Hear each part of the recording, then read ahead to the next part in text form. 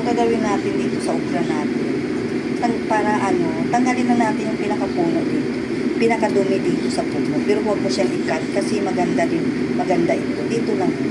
Parang tanggalin mo lang yung pinaka, niya dito. Yan guys. Kasi ang okra, huwag pala yung putulin, hindi maganda. Tanggalan mo lang yung pinaka, ito. Yan. Tanggalin lang natin. Huwag putulin yung pinakapuno kasi mahalaga din yun. At kapag bumili kayo ng okra, yung maliliit, huwag yung mga malalaki na kasi kung sa ba wala ng ang vitamins yun may na. Ganun din pala sa mga isda, huwag yung masyadong malalaking isda. Kasi wala ng omega 3 yun. Kasi kung ano pa marami na silang nakakain. Kasi kaya yung maliliit pala ang maganda. Tapos hiwain natin guys. Hiwain natin ng maliliit at ilagay sa isang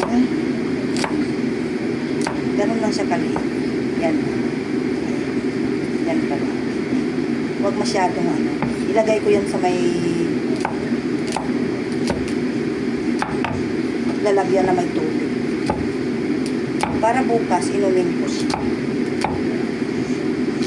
Huwag mo na siyang lutuin. Pwede naman kumain ka ng luto. Iba din yung tubig. Lagyan mo ng tubig. Dahil ako lang naman mag-isa, maliit lang yung lagyan ko. Pero parang puno siya. Bawasan mo na natin. Mas lalo siya mapuno.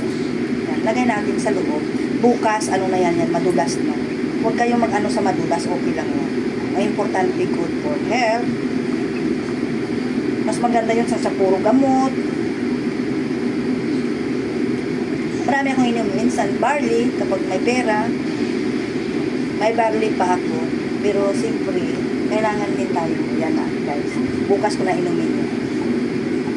Kaya na maging marunong lang tayo. Kahit anong busy natin sa buhay, maging marunong din tayo sa ating kalusugan.